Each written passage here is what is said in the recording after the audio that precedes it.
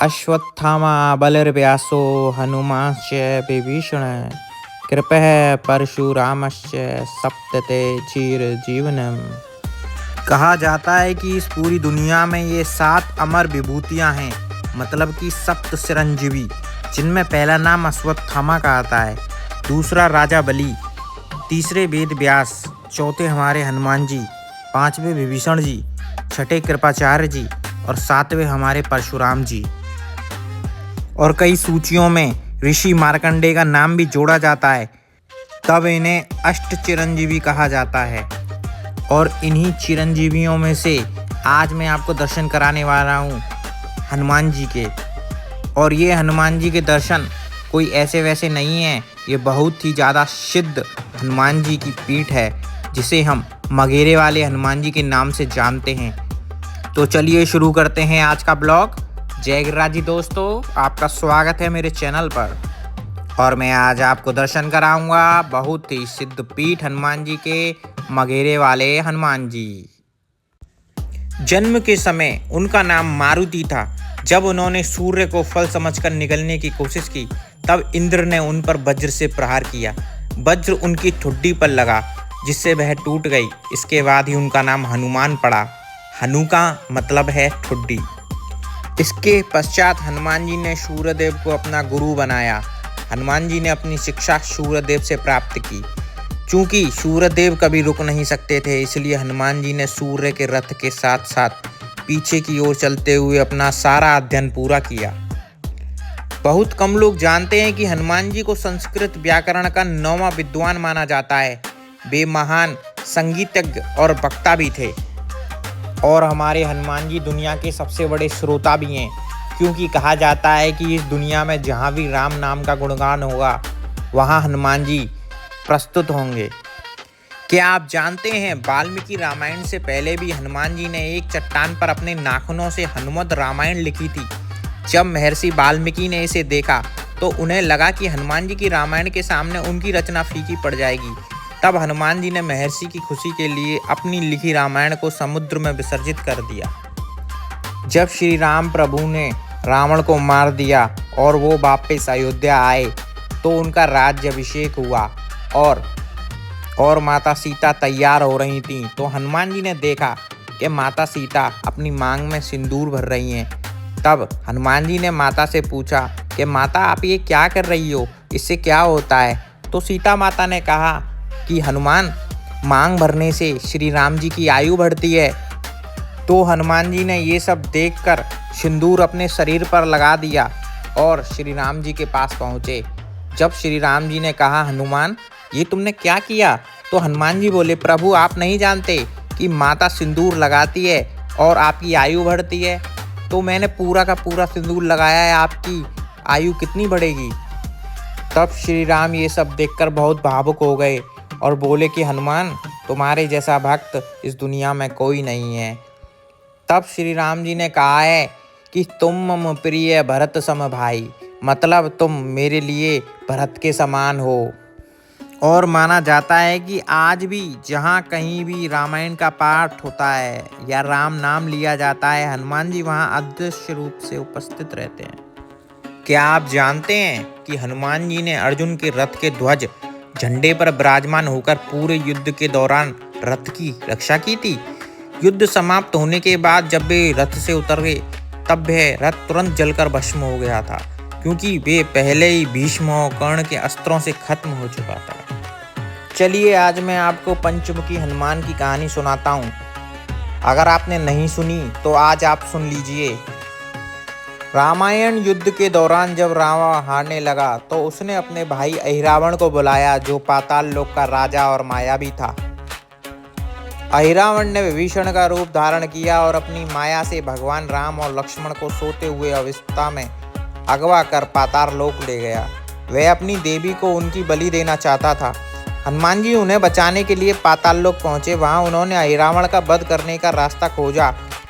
उन्हें पता चला कि अहिरावण के 5 प्राण अलग अलग दियों यानी कि दीपकों में बसे हैं, जो 5 अलग अलग दिशाओं में रखे हुए थे। अहिरावण को मारने के लिए उन 5 दियों को एक साथ एक ही समय पर बुझाना अनिवार्य था। तब हनुमान जी ने यह अद्भुत रूप धारण किया। उनके 5 मुख अलग अलग दिशाओं में प्रकट हुए। हनुमान जी का मुख पूर्व की तरफ था, बानर मुख, जो शत्रुओं पर विजय दिलाता है। दूसरा रूप था नरसिंह मुख, दक्षिण की तरफ शेर का मुख, जो डर और भय को दूर करता है। तीसरा था गरुण मुख, पश्चिम की तरफ पक्षीराज का मुख, जो बुरी शक्तियों और विष से रक्षा करता है। चौथा था बरा मुख, उत्तर की तरफ सूअर का मुख, जो समृद्धि और लंबी आयु देता है। पांचवा था हैग्रीव मुख, आकाश की ओर घोड़े का मुख, जो ज्ञान और बुद्धि का प्रतीक है। इन 5 मुखों की मदद से हनुमान जी ने एक साथ 5 दिशाओं के दियों को बुझा दिया, रावण का अंत किया और प्रभु श्री राम व लक्ष्मण को सुरक्षित वापस ले आए। क्या आप जानते हैं रामचरितमानस की रचना गोस्वामी तुलसीदास जी ने 16वीं शताब्दी में की थी और हनुमान चालीसा की रचना भी उन्होंने ही की थी। आइए जानते हैं कैसे की थी। लोक कथाओं के अनुसार मुगल सम्राट अकबर ने तुलसीदास जी को अपने दरबार में बुलाया और उनसे कोई चमत्कार दिखाने को कहा। तब तुलसीदास जी ने विनम्रता से उत्तर दिया कि चमत्कार केवल भगवान श्री राम दिखाते हैं, मैं तो बस उनका एक साधारण भक्त हूँ।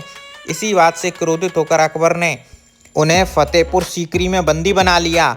जेल की कोठरी में रहते हुए तुलसीदास जी ने हनुमान जी की स्तुति में 40 चौपाइयाँ लिखी, जिन्हें आज हम हनुमान चालीसा के रूप में जानते हैं। कहा जाता है कि जैसे ही हनुमान चालीसा का पाठ पूरा हुआ, अचानक हजारों बंदरों ने फतेहपुर सीकरी और अकबर के महल पर हमला बोल दिया। वे बंदर महल के सैनिकों और व्यवस्था को भारी नुकसान पहुंचाने लगे।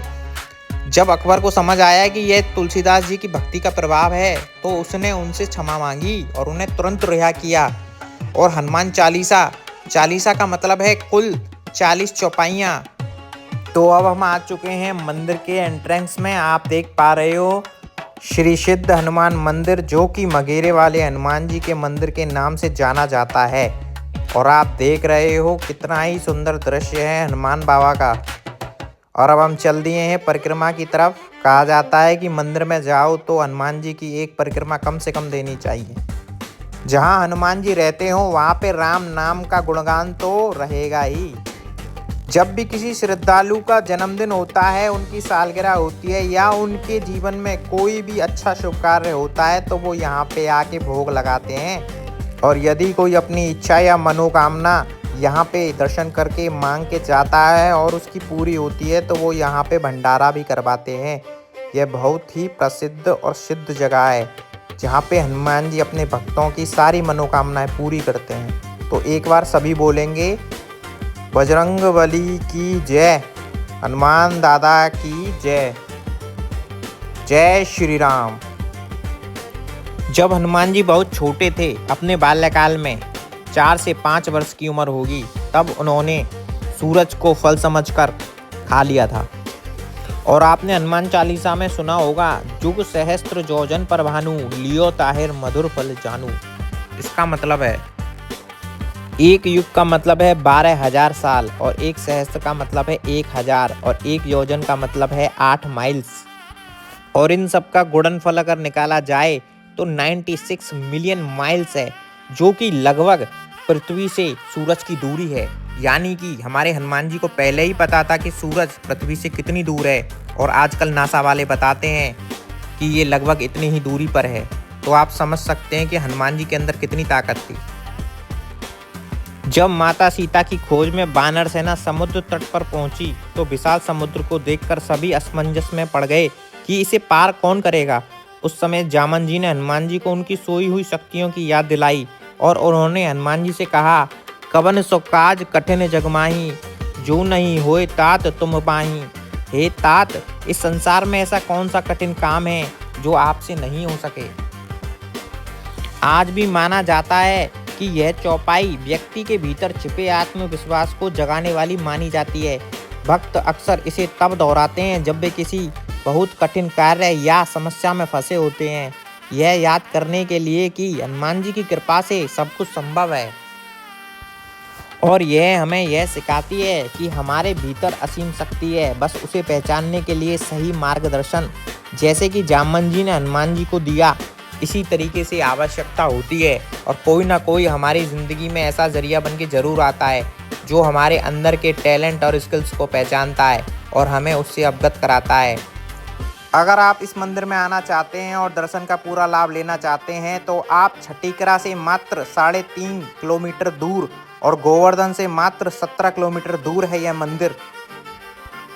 और मंगलवार और शनिवार को यहाँ पे विशेष पूजा अर्चना और दर्शन होते हैं और यहाँ पे अखंड भंडारा चलता रहता है, तो आप उसका भी लाभ ले सकते हैं। और इसी के साथ आज के हमारे दर्शन होते हैं समाप्त और अब हम आपसे मिलते हैं अपने नेक्स्ट वीडियो में। तब तक के लिए जय गिरिराज जी, जय बजरंगबली, हनुमान जी की कृपा आप सभी पर ऐसे ही बनी रहे। अगर आपको हमारी वीडियो अच्छी लगती है तो लाइक करें, सब्सक्राइब करें, शेयर करें, कमेंट करें। संकट कटे मिटे सब पीरा, जो सुमरे हनुमत बलबीरा। जो वीर हनुमान जी का स्मरण करता है उसके सब संकट कट जाते हैं और सारे दर्द मिट जाते हैं।